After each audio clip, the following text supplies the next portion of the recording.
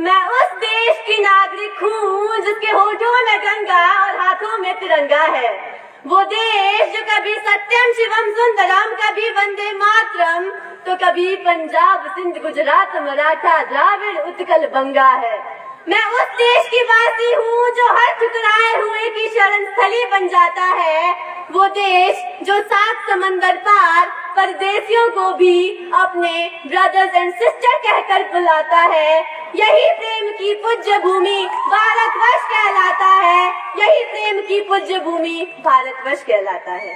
परम सम्माननीय निर्णायक मंडल जी एवं यहाँ पर उपस्थित सभी नीर क्षीर विवेकीगण एवं झुंगी की प्यारी जनता, मैं राजकीय वरिष्ठ माध्यमिक विद्यालय झुंगी की छात्रा आज यहाँ जिस विषय को लेकर प्रस्तुत हुई हूँ वो विषय है मेरे सपनों का भारत।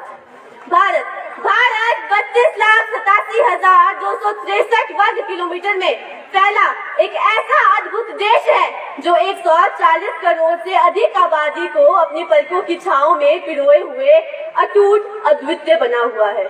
मैंने अपने इस महान भारत के लिए एक महान सपना देखा है, मेरे महान भारत के उज्जवल भविष्य का सपना, आत्मनिर्भर विकसित समर्थ भारत का सपना।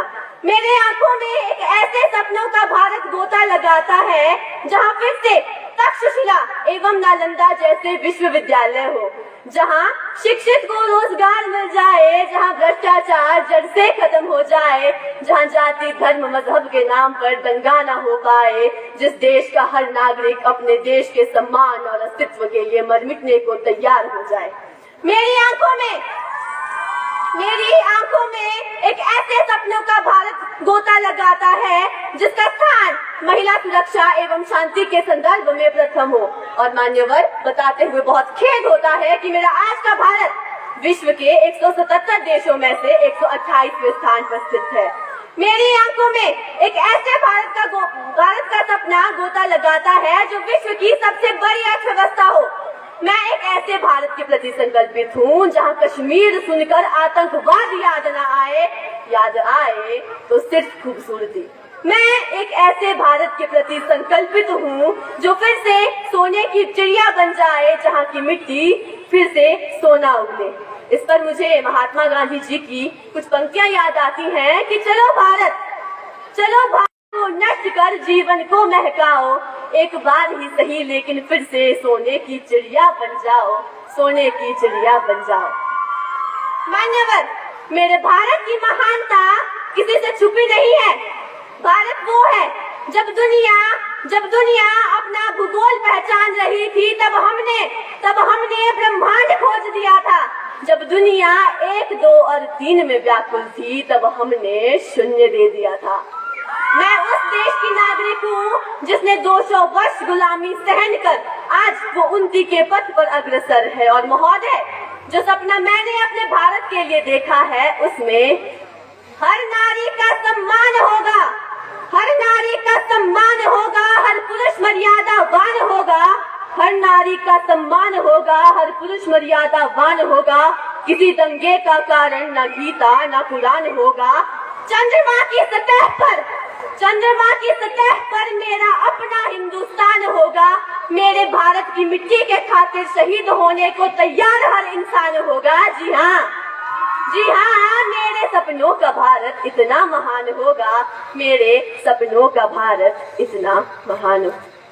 मैं अपने भारत को वैज्ञानिकी और सूचना प्रौद्योगिकी के शिखर पर पहुंचाना चाहती हूँ। मैं चाहती हूँ कि मेरे भारत में एक ऐसी शिक्षा प्रणाली लागू हो जो हर इंसान को अपना जीवन जीने का अधिकार दे, जो हर इंसान के सपनों को साकार करे। मैं भारत में ऐसी व्यवस्था चाहती हूँ जिससे हर नागरिक को स्वास्थ्य सुविधाएं मिल जाएं, हर नागरिक खुद को खुशनसीब महसूस करे, हर नागरिक मेरे भारत पर गर्व कर सके। मैं एक ऐसे भारत की कल्पना करती हूँ जहाँ आर्यभट्ट जैसे खोजकर्ता हो। मैं एक ऐसे भारत की कल्पना करती हूँ जहाँ रामानुज जैसे गणितज्ञ जन्मे। मैं एक ऐसे भारत की कल्पना करती हूँ जहाँ डॉक्टर APJ अब्दुल कलाम जैसे वैज्ञानिक और राजनेता पैदा हो।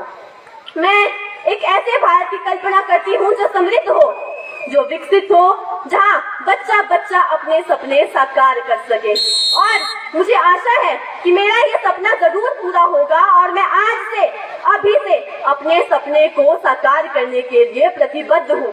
और अब अंत में मुझे अटल जी की बेहद खूबसूरत पंक्तियां याद आती हैं कि मेरा भारत केवल भूमि का टुकड़ा नहीं है, ये एक जीता जागता महापुरुष है। ये वंदन की धरती है, ये अभिनंदन की धरती है, ये अर्पण की धरती है, ये तर्पण की धरती है। इसकी नदी नदी हमारे लिए गंगा है, इसका कंकर कंकर हमारे लिए शंकर है। हम मरेंगे तो इस भारत के लिए, हम जिएंगे तो इस भारत के लिए, और मरने के बाद भी गंगा जल में बहती हमारी अस्थियों को कोई कान भारत माता की जय, भारत माता की जय। मैं अनमोल वर्मा, राजकीय वरिष्ठ माध्यमिक विद्यालय झुंगी की छात्रा, अपनी वाणी को विराम देती हूँ और अपने सपने को साकार करने के लिए प्रतिबद्ध होने की कल्पना करती हूँ। धन्यवाद। जय हिंद, जय भारत।